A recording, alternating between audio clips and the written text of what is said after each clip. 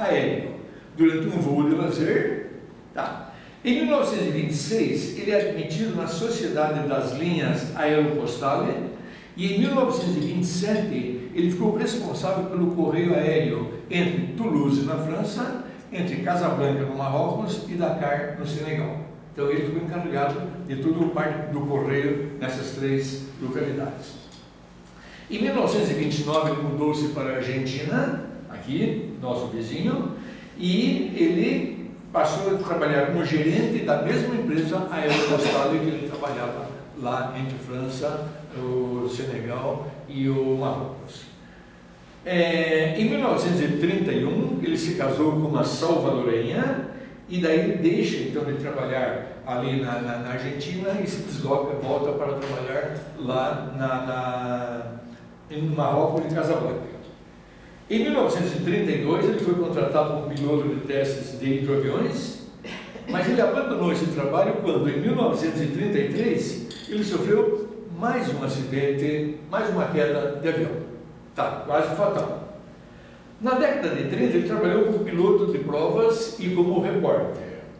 Em 1935, para ganhar um prêmio, ele tentou bater o recorde de voo entre Paris e Saigon. Saigon é ali, no Vietnã, ali pertinho do Japão, lá no fim do mundo. Mas só que teve um pequeno problema, porque o avião caiu também. Caiu no deserto da Líbia, então foi sua terceira queda de avião. Nossa, sobrevivente demais. Em 1938, ele sofreu mais um grave acidente aéreo quando ele estava na Guatemala. Quarto acidente. E ele tornou-se, depois disso, então, um piloto de guerra, mas foi dispensado em 1940. E nesse mesmo ano, quando os nazistas já tinham invadido a França, então ele resolveu se transferir para os Estados Unidos, onde ele ficou por volta de 25 meses morando nos Estados Unidos. Os seus livros falavam sempre da sua paixão profissional em função da aviação, sempre metido com aviação. Tá. E ele, incentivado então por editores americanos que viram a sua habilidade como desenhista amador e como autor, pediram para ele escrever uma obra infantil. E quando então ele se propôs a escrever O Pequeno Príncipe. Muito bem. E depois de experimentar então um grande sucesso como escritor, no dia 31 de julho de 1944, ele partiu de uma base aérea na Córcega e não retornou mais. Esta foi a sua última queda. Foi a quinta e última queda dele, então ele veio a morrer. Existe sobre Saint-Exupéry, existe uma tríplice interpretação de sua morte. Ele era durante a guerra, em 1944, ele pode ter tido uma queda acidental, o avião pode ter sofrido uma avaria, ele pode ter caído no mar Mediterrâneo, ele pode ter sido abatido, e existe inclusive um cidadão alemão, um soldado alemão, que diz que foi ele que derrubou, e depois ficou muito sentido por saber que era o autor do livro, mas eu acho que quando alguém está dando tiro em cima, não dá para saber quem é que está dentro do avião.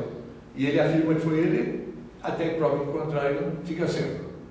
Mas para quem já leu O Pequeno Príncipe, vai lembrar que o Pequeno Príncipe ele desce aqui na Terra, o primeiro ser vivo que ele encontra é a serpente. E ele conversa com ela e diz que ele veio do seu planeta, lá do seu asteroide B612, e que ele deixou lá uma rosa que era sua amiga. E a cobra diz para ele então o seguinte: se algum dia você quiser voltar para lá, fala comigo que eu resolvo esse assunto. Eu tenho um bom veneno que eu te levo de volta. Este foi o último livro que ele escreveu em 1943. Ele morreu em 1944. Existe uma versão que diga que ele teria se suicidado. É uma versão, porque é bem o fim da história do nosso livro, que pode então ter aquilo ali, ele já ter escrito pensando numa hipótese, então ele teria provocado o acidente para dar fim, morrer.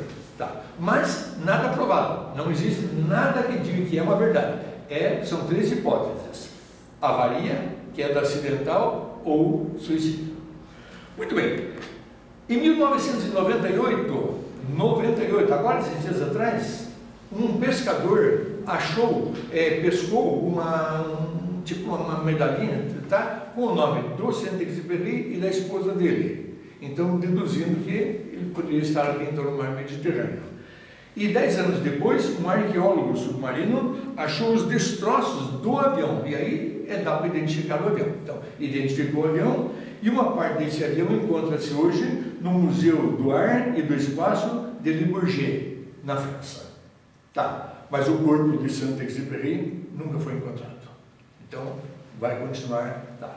E entre as obras dele, as obras dele são Correio do Sul, todos 1929, Voo Noturno 31, Terra dos Homens 39, Piloto de Guerra 42, Pequeno Príncipe 43 e 2 que foram publicados após sua morte, Carta ao Refém 44 e Cidadela 1948.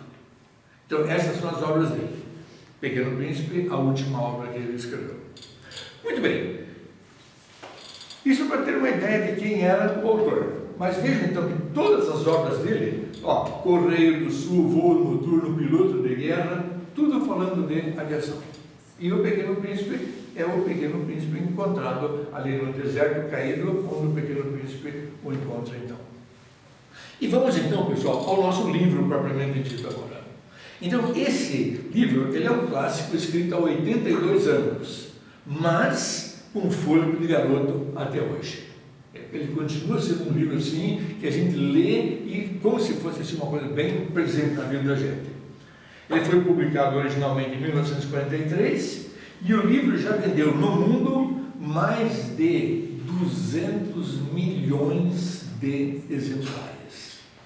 E só no Brasil, aproximadamente mais de 2 milhões de exemplares também. E dentre esses 200 milhões, alguns então estão aqui nesse armário aqui atrás. Depois vocês dão uma olhadinha para ver um pouco da obra dele. Tá. Eu comentei que nós temos várias versões do livro. A que eu mais gosto, que é aquela primeira que eu li, então eu me afeiçoei naquela ali, é de Dom Marcos Barbosa, que é o primeiro tradutor em língua portuguesa do livro Pequeno Príncipe. Tá.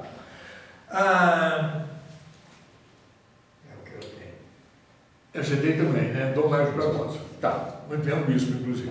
Tá. E esse livro de Pequeno Príncipe, provavelmente, é a obra infantil mais celebrada no mundo, é o Pequeno Príncipe. E atribui-se esse imenso sucesso do livro, entre outros fatores, aos valores universais que são tratados no livro, como amizade, relacionamento, morte, separação. E também a estrutura fantástica da trama que tem desenvolvido no livro.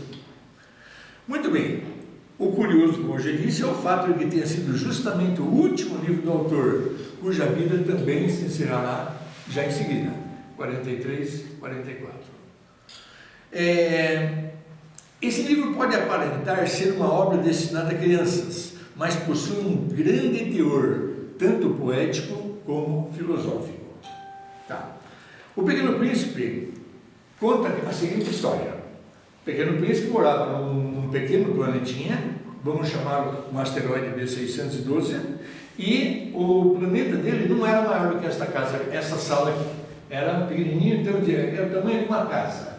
E nesse pequeno planeta, ele tinha apenas 4 coisas. Ele tinha uma rosa vermelha e 3 vulcões, um extinto, mas que ele revirava sempre, porque nunca se sabe o que pode acontecer. E nos outros 2, ele aproveitava para cozinhar, para fazer, botar a panelinha em cima do vulcão, para poder esquentar a sua comidinha e fazer suco. Tá. E ele tem um desentendimento com a rosa, e ele resolve então sair e vem para o mundo. E ele passa em diversos outros planetas, onde ele vai encontrando uma série de personagens, até que alguém diz para ele, não deixe de visitar a Terra. É um planeta grande, mas você vai ter muita coisa interessante para ver lá também.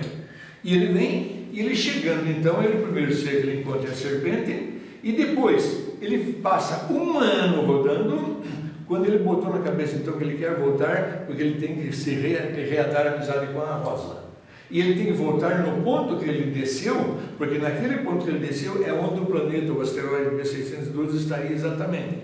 Então seria fácil dele não se perder na volta ao seu planeta. Então ele combina com a cobra, que a cobra irá mordê-lo, e ao mordê-lo ele vai morrer, e morrendo ele, vamos dizer, ascende ao seu planeta, como se fosse um céu, digamos assim. Muito bem, e ele chega e encontra então com o aviador, o piloto, e então começa todo um diálogo e vai ter então todo um relacionamento muito bacana, e quem lê gosta muito desse livro. As personagens que vão aparecer nesse livro são muito interessantes. Em primeiro lugar, logicamente, o próprio Pequeno Príncipe. Essa criança vem do asteroide B612, que é do tamanho de uma casa, como eu já disse. E ele deixa seu planeta e a sua querida Rosa para viajar pelo universo. O Pequeno Príncipe, ele representa a infância inconsciente dentro de cada um dos adultos. Cada adulto tem o seu lado infantil, simbolizando sentimentos de amor, esperança e inocência.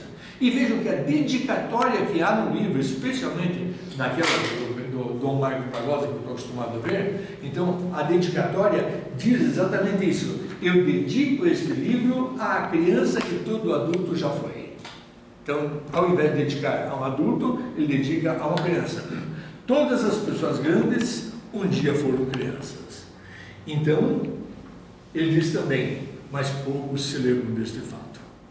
E quando se torna adulto, esquece da sua fase de infância. O piloto, ele assume o protagonismo da história juntamente com o Pequeno Príncipe e tem a função do narrador. Então, o piloto que é o narrador da história. Quando ele era criança, esse piloto tinha um sonho de ser um artista, ele queria desenhar. E quem já leu o livro, então lembra aquela história da cobra que engoliu um elefante. Tá. E no primeiro desenho, com uma cobra era fechada, não dava para ver o elefante, todo mundo dizia que era um chapéu, mas não era um chapéu, era uma cobra que tinha engolido um elefante.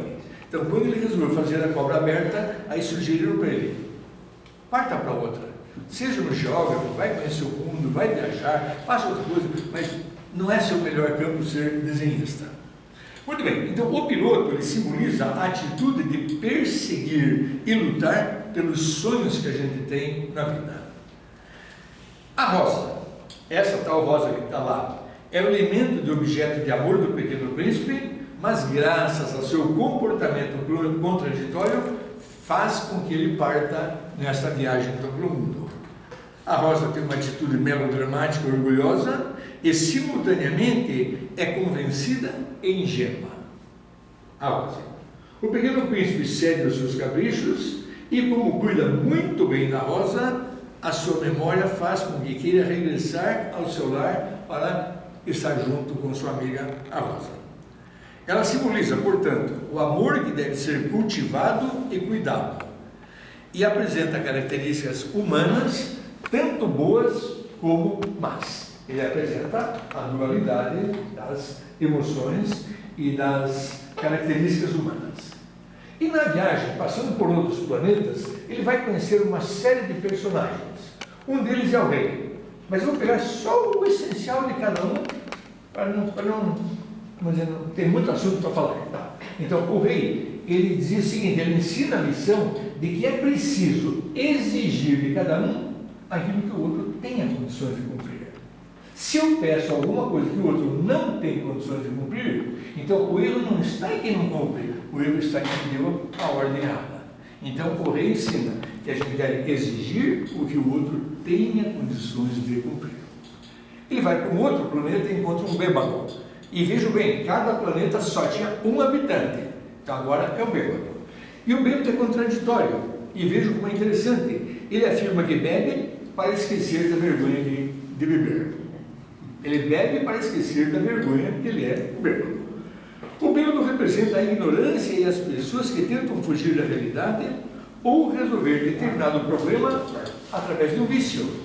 E é o que acontece muito. A gente procura um vício para poder compensar uma deficiência qualquer da gente. Num outro planeta, ele encontra um homem de negócios. E é uma caricatura dos adultos que estão sempre tão envolvidos em seus negócios que não conseguem aproveitar a própria vida. Estão tão preocupados em fazer, que não tem tempo de aproveitar a própria vida que ele tem. Tá. Num outro planeta, ele encontra um acendedor de lampiões.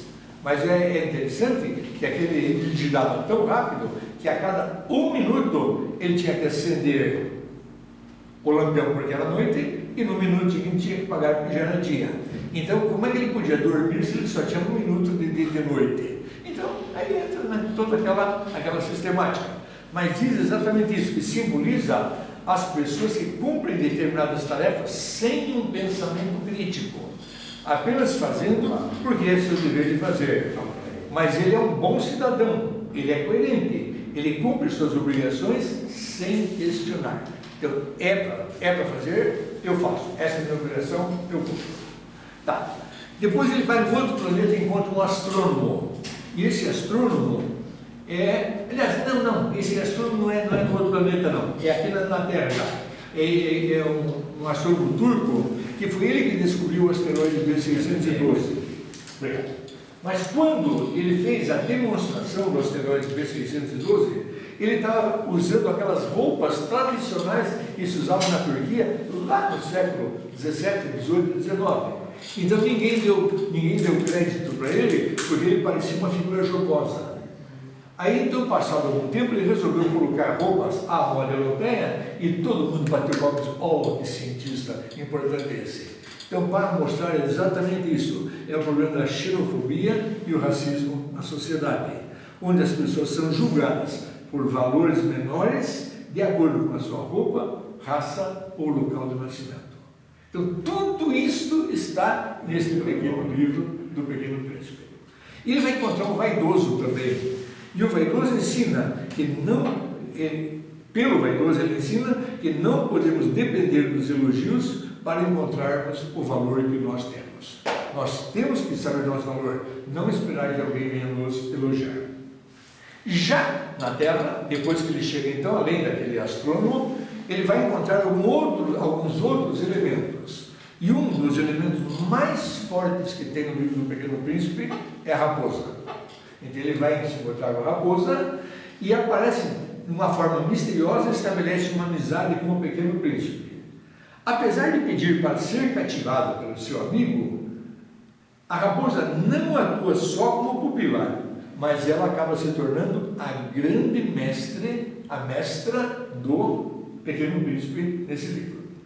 Ela representa a sabedoria, pois ensina valiosas lições ao menino, sendo algumas delas consideradas mais importantes. Primeira, só se consegue ver corretamente com o coração, não necessariamente com os olhos. Uma segunda, o tempo que o Pequeno Príncipe passou longe do seu planeta fez com que ele valorizasse mais ainda a sua rosa. A distância entre eles fez crescer a sua admiração e a sua afeição pela rosa. E uma terceira mensagem é que o amor implica muita responsabilidade. A responsabilidade que nós temos para com a outra pessoa, então.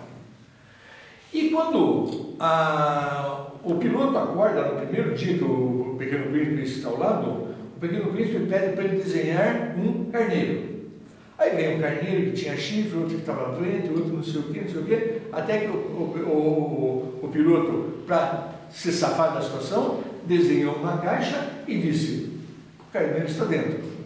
E o Pequeno Príncipe olha dentro da caixa e diz: era exatamente este que eu queria. Ou seja, ele olha com outros olhos e não com os olhos que nós costumamos ver as coisas. E a caixa simboliza então o quê? O poder da imaginação. Nós temos poder de imaginação e podemos então ver o que nós podemos aproveitar de tudo isso aqui na nossa vida. Aparece também a serpente. Esse é o primeiro personagem, a primeira personagem que aparece quando o príncipe chega na Terra. E a cobra representa a morte e é responsável por enviar o Pequeno Príncipe de volta à sua casa através da sua mordida venenosa. Então, a importância que tem a cobra é nesse sentido. O Pequeno Príncipe precisava de um elemento para voltar. Então, a cobra se torna importante nesse sentido. Ela vai providenciar, ainda que aparentemente seja mal, mas era o que ele queria. Muito bem.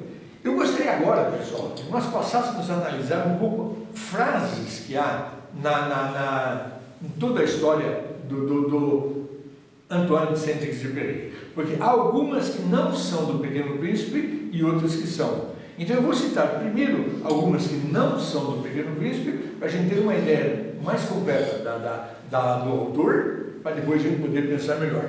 Então uma delas, a perfeição não é alcançada quando não há mais nada para ser incluído, mas sim quando não há mais nada para ser tirado.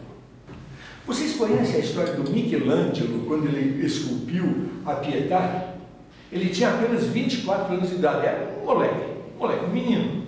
E era uma das obras mais perfeitas que existem na escultura. E alguém chegou para ele e perguntou o seguinte: mas como que você conseguiu fazer isto? Como você conseguiu produzir essa obra? Como você conseguiu fazer esta figura? E ele respondeu: eu não fiz. Ela já estava feita dentro da pedra. Eu só tirei o que não era. Então, essa, para mim, uma das coisas mais lindas que alguém já falou nesse mundo é isto. Eu não fiz a obra, ela já estava feita dentro da pedra. Eu só tirei o que não era para mostrar. Então, reflete esta frase: a perfeição não é alcançada quando não há mais nada para ser incluído, mas sim quando não há mais nada para ser retirado. Ali está a obra perfeita. Uma outra: o verdadeiro amor nunca se desgasta. Quanto mais se dá, mais se tem para dar. Outra: o verdadeiro homem mede a sua força quando se defronta com um obstáculo. Enquanto está tudo bem, ele não demonstra a sua força, mas a hora que ele encontra um obstáculo, ali ele vai mostrar se ele é forte ou não. Outra: amar não é olhar um para o outro, é olhar juntos na mesma direção. Quando os dois olham na mesma direção, ali está o verdadeiro amor. Não é propriamente quando cada um olha para o lado de acordo com o seu interesse. Mas fora do Pequeno Príncipe, uma das frases que eu mais gosto é esta: aqueles que passam por nós não vão sós, não nos deixam sós, eles deixam um pouco de si e levam um pouco de nós. Eu acho maravilhosa essa frase também, certo? Vou repetir: aqueles que passam por nós não vão sós, não nos deixam sós, eles deixam um pouco de si e levam um pouco de nós. É o intercâmbio da doação.